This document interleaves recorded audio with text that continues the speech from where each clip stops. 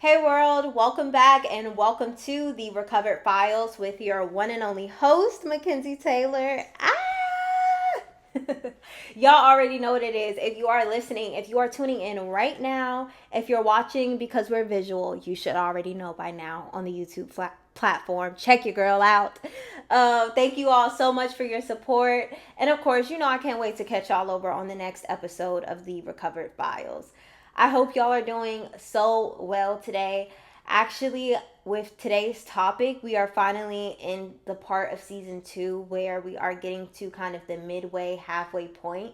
And because of that, I did want to take a beat a little bit slower, dive into some layered emotions. And with today's file, we will be getting into just that. So, wherever you are, I am giving you space right now to one, take our deep breaths. We're going to take another one. Anything that you are dealing with today, whether at any point that you are watching this, if you just got off of work, if you are chilling in bed, whatever your plans are, I want to make sure that you are one, present, you are centered, that you are feeling okay. And with today's topic, because we are getting into some layered emotions, please grab yourself a water, grab yourself a pillow, anything that is going to bring you comfort with today's file that we have. So, file 15 of the Recovered Files is called Afflictions and Addictions. All right, and another disclaimer with today's topic, this is not exclusive to one thing, one person, one experience. This is a topic that can cover a broad range of experiences and emotions. So take with it as you will, and just take your time, which is exactly what I plan to be doing today. So without further ado, let's just go ahead and get into it, all right? So, a pill that I am still learning to swallow, right, is that your life is and it will be the result of the choices that you make every day. And being where I am in adulthood, where you realize the heaviness of reality really starts to set in of, wow, when people say like a 5-year plan or a 10-year plan, whatever that is, I'm going to kind of be the vehicle that gets me there. I am going to be the orchestrator of those decisions. And when that thought truly sets in of, wow, not only of where I want to go in my future, but with where I am at today in my present moment, it was all based off of choices and decisions that have put me in the position I am in right now. Whether I was making choices for my good, whether I was making choices blindly, whether I was doing it for better or worse. Hey, I am where I am. I am here because of the choices that I have made, and whatever consequences that comes with those choices, it's just kind of roll with the punches, sort of say. Now, I am also a strong believer that you just don't know until you know. I am. I am. I'm one of those people who believes that you have to touch the stove and get burned to really believe that the stove is hot. And listen, that doesn't mean that I'm against advice. It doesn't mean that I'm against, having people look out for you and having a village to look out for you, because that is super important. But whether you have come from very strict institutions, whether you have always had a supportive family or supportive people around you, whether you have been in situations where you have had a mentor or people who are guiding you and giving you advice on how to navigate an experience or navigate life. And you don't even have to be young. This can come at any point and stage in your life where you are actively or not so actively seeking out advice and opinions from other people of how you should pursue your own life. Some things we just don't know until we do it. it's the tell as old as time of like, okay, well, you study, you get good grades, you can get into a good school. Hey, you don't want to be too fast when it comes to these boys and things like that, because you may end up in a situation that is irreversible, or something that's a little bit more permanent. And although we all have these advices and things like that, you don't know until you know. And that doesn't make it a bad decision, and it doesn't make it a bad choice, or there's no guidelines to this life. So there's no right or wrong way to do anything. But as we get older and as time goes on, we are stuck to face our decisions of our life, whether that, like I said before, whether they've been good, bad, blind, positive, it doesn't matter. Where we are in our life today and where we will end up being in our future is all based on the choices that we make day by day. And as we go day by day, this world is cruel, you guys. This world is hard. You will have chips that will be on your shoulder. And some chips are harder to remove than others. Some chips are immovable. Today's topic, I want the conversation to be around how do we continue to navigate our life with these chips on our shoulders. Let's not wait. Let's not hope for a fairy tale of like, I won't have this to deal with anymore, or this will be long behind me. That's hopeful. And that's a good thing. Trust me, it's a good thing. But the reality of it, especially for a lot of us, we have things on our plate, chips on our shoulders that aren't easy to come off. Some things we have trauma, things that are passed down to us that are not even in our control, okay? How do we continue to navigate that while giving ourselves grace, while knowing that we are doing the best we can, because this is our first time here and there's no right or wrong way to do it. No one has been given a handbook to life. So how the heck do I do this? How the heck do I keep moving forward, knowing that I may have gotten myself into a position? I may have gotten myself into the wrong crowd. I may have gotten myself into the wrong thing that has probably deterred me, or I feel derailed me from a life that I feel like I should have deserved or I aspired to live. How do I navigate being stuck with where I'm at and what is my present reality, not my aspirations, right? All right, let's get into it. First and foremost, speaking from my own experience, it starts around, I believe, discovering a bad habit, which is funny. It's funny because bad habits never really start off that way. I believe bad habits usually start off as good ones. They start off as habits that are manageable, that are fun, that are a reliever of some sort. And it comes as a surprise when something good actually starts to slip into something bad, because you realize that at some point along the way, some lines got blurred. And I was never cognitive to the point of realizing what was the shift, or what was, quote unquote, the straw that broke the camel's back, or what was too much. And so the line that is being blurred, I do believe that it's a line of having good reason for doing something and picking up a habit for it necessarily. Like, oh, I have good reason to do this because of that. Or I'm doing this for that reason, to soothe, to help, to relax, whatever the case may be. And then the line gets blurred with excuses. Okay, you have good reason, you have excuse.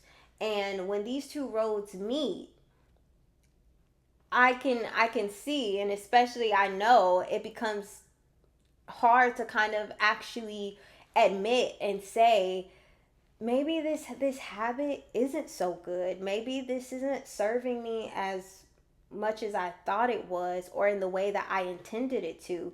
But yet it has so much goodness, and it started off with being so good reason. Now I'm using my good reason as an excuse, instead of letting it just be that. If it has good reason, then it already has its own 2 feet to stand on. When it becomes an excuse, it challenges everything else. A bad habit will always challenge your good ones. Whew. Can I get an amen? That's a word right there. A bad habit will always challenge your good ones. Okay? And that's why you have to be weary of it. Because even if it's just one habit, and I have like 5 different good habits that I have going on at the same time. One bad one, especially when those lines blur and I have every excuse for it, is going to challenge all of the good ones that I have. And then it puts you kind of in this cycle and in this, I would say, kind of tornado where now you're not controlling your habits are starting to control you. And it's confusing because it was like, well, I was just in control. I was just That's not really how I remember it. That's not really how I recall it until like you said, not like you said, like I said. What you mean? Like I said, it challenges all of your good ones, right?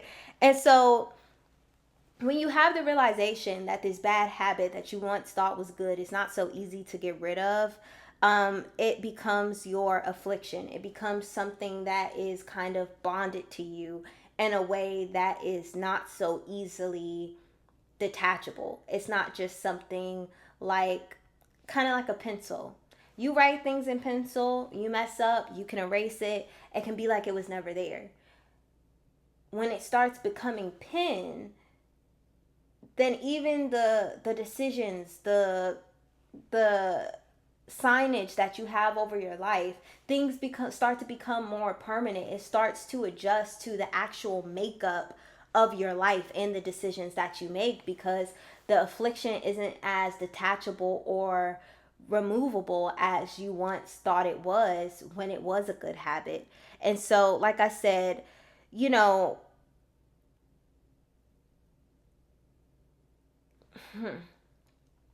it's one of those things too where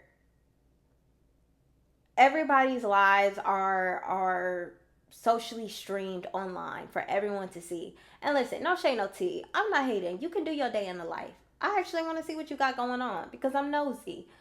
But as much as everybody is showing up their lives and this sense of privacy is kind of gone from all of us, nobody is really showing their pain and suffering. And for the small percentage that is, God bless you, but for most of us, nobody is showing and putting their vulnerabilities out on the internet for everyone to see. Most of all of that is happening within themselves. And when it does happen within themselves and you keep all of that to yourself, it harbors shame. And when you have shame about something, then it becomes isolating. So are you starting to feel me with all of how these dominoes are falling in line of how when we get chips on our shoulder, we usually think like, oh, it was this one thing, or oh, it was this massive thing. And for a lot of us, I do feel confident in saying that it's a buildup of experiences. It's a buildup of the small choices that we make every day that lead us in our present moments, in our present crises that we end up being in. And so, with that being said, and you having shame around your pain and suffering or an affliction that you feel like you are dealing with by yourself because you think you have it all under control, just like I said, bad a bad habit will challenge all of your good ones.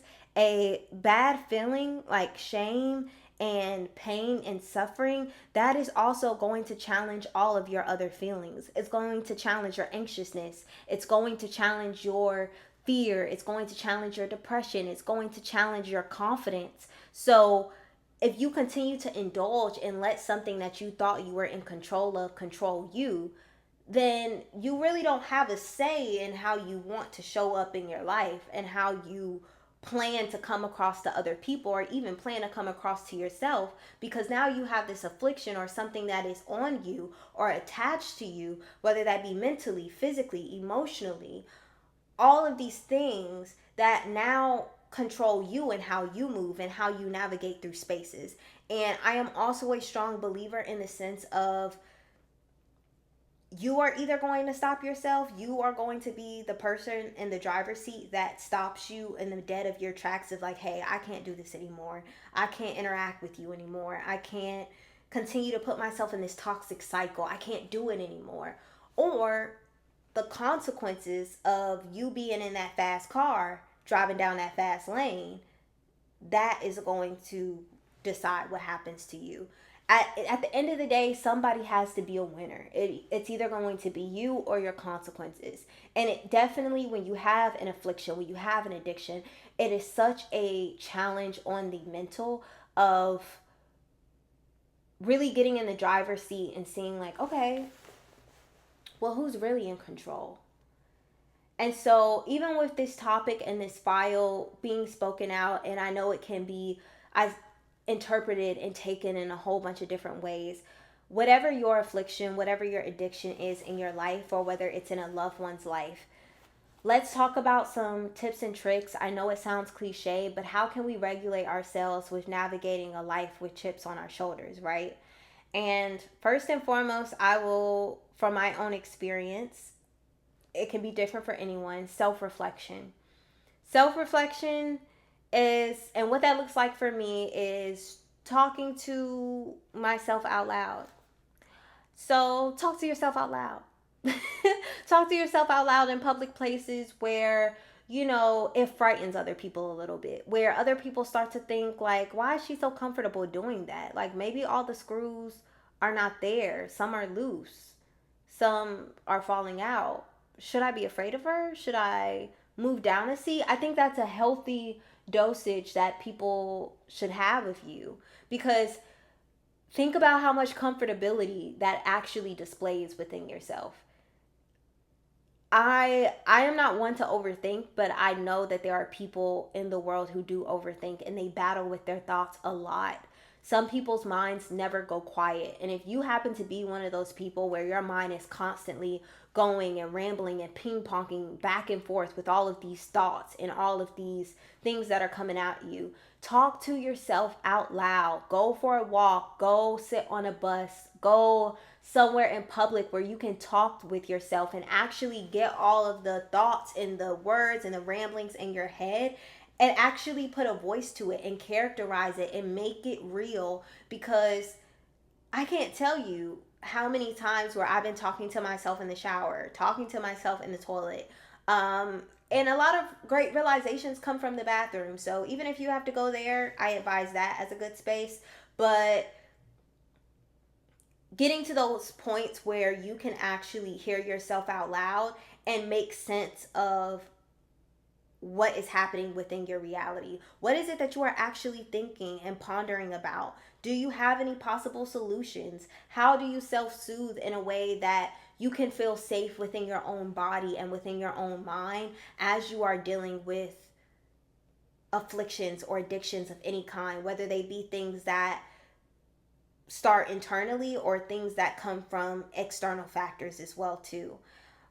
Another thing I will say is to keep growing from the ground up. I am so serious about this. Grow from the ground up always. I cannot tell you how many times that I have made commitments to myself. I have made promises to God and I have failed them terribly. And after I had my whole pity party and my whole shame and doubt on myself, I can honestly say in hindsight, I am so proud to be that type of person where when I get knocked down, I always have an energy to get back up. Not saying that the energy is right on the money as soon as I fall. It may take me a while. It may take me, less than a while. But regardless, I find the energy to get back up on the horse and to try again. And I will say this, be a flower in your own garden. Guys, life is hard enough, okay? These outside things, outside noise is hard enough. Be a flower in your own garden. Do not be a weed, okay? I have had so many times in my life, y'all. Even bringing it back to, why do you think I was gone for 5 years from my podcast?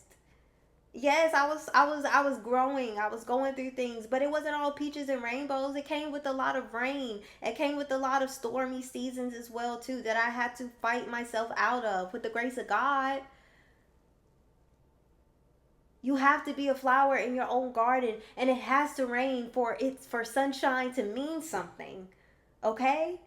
Replant yourself as many times as you freaking have to. There are so many times where I have wanted to be just a flower that was blooming and in a season of just bright and producing fruit, producing um like honey, producing all of these beautiful things. And each time I would have hope for that, and each time I would aspire to that. What would come out of my garden is dead roses, petals that keep falling off day by day, falling to the ground, withering away, not lasting. But replant yourself, grow as many times as you have to, because the good thing that you have from it is you have your soil. So you know that, okay, I have this chip on my shoulder. I have this thing controlling me that I thought I had control over. I have this affliction. I have this addiction. I have this, whatever the case may be, whatever that means to you. That doesn't have to define you. That doesn't have to be your one all be all. So if you have a chip on your shoulder, if you have something you are dealing with, grow around it, grow in spite of it. The stormy seasons are going to come. It's going to rain. When it is raining and you plant your seed and you go back to your foundation, okay, well, I've done some self-reflection. I've done some self-soothing. I've realized that, I need to put this in my body. I know I need to feed this to my mind. I know I need to feed this to my spirit, okay? Because my flesh is dead. I need a strong spirit. How do I do that? You go back to your soil, you go back to your foundation, and you try again, and you replant yourself in hopes that you will grow. And you will. If that's the rainbow at the end of the podcast, let me share it with you. You grow. You grow. You never end up staying in the same place that you once were. Regardless if you feel like your outside situations have changed, you are not in the same place that you were in last week. You are not the same place that you were in 2, 4, 5 years ago.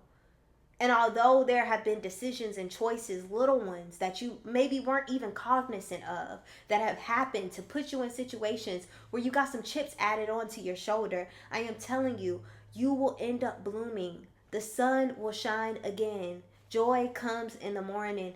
I hope it doesn't sound cliche, because this is as real as I got for y'all today. Truly. Replant yourself as many times as you need to.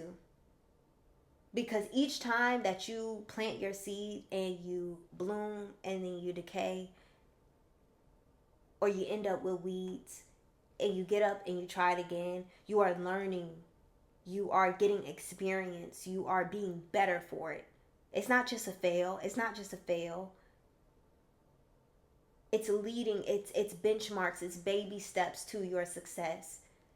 So just consider it. Whatever your affliction, whatever your addiction is, whether it be in your own life, whether it be in someone that you love's life, anyone who may be struggling, okay? How can you put yourself in position to grow in spite of it? Have you asked yourself the question, what happens if the chips never come off my shoulder? What happens if I do all of this work and I have all of this hope and I have all of these aspirations to be this version of myself, to be this better person when the weight is off of me? What if that never happens? You still deserve greatness. You still deserve to bloom. You still deserve sunshine on your face. Don't wait for things to go away. Don't wait for the plate to be clean. Don't wait for the perfect opportunity to go after it and for things to happen for your life. You have to do it now, because all the small decisions and all the small steps that have led you to right now, if you continue those small steps and you think of your 5-year plan and your 10-year plan, even with those chips on your shoulder, you just moving along. You just going about the journey. You're just having a good old time, and then you wake up one day and then you realize, you're like, oh my gosh, when did that chip even fall off? Food for thought. Listen, once again, I am going to put it out there. This is a safe space here at the Recovered Files. Life is hard, man. We are all at different stages of our life. Nobody knows what's going on. We are all doing our best to try to figure it out. We can laugh, and of course, laughter is medicine. We have the days in my life. We have everybody showing their bright and sunny side, as they should. More power to y'all. But we also need to have a space for our community where we can talk about the hard things and the quiet parts out loud too. I'm glad to be a space for y'all to do that. So as we continue this conversation forward, let's drop some love in the comments. Share as little or as much as you want. But how are you navigating life with some chips on your shoulder? How are you getting through it? I hope you are doing well. I am proud of you if you haven't heard it. I'm proud of you. I really am. You can also keep up with the conversation on the Instagram at the Recovered Files. And I can't wait to catch y'all over on the next one. I love y'all. Peace. You just don't know until you know. You don't know until you know, actually. And, hmm, hmm. All right, let's put a pin in that.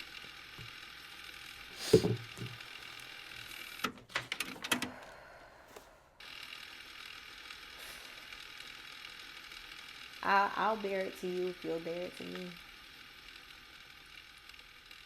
That's real. That's love.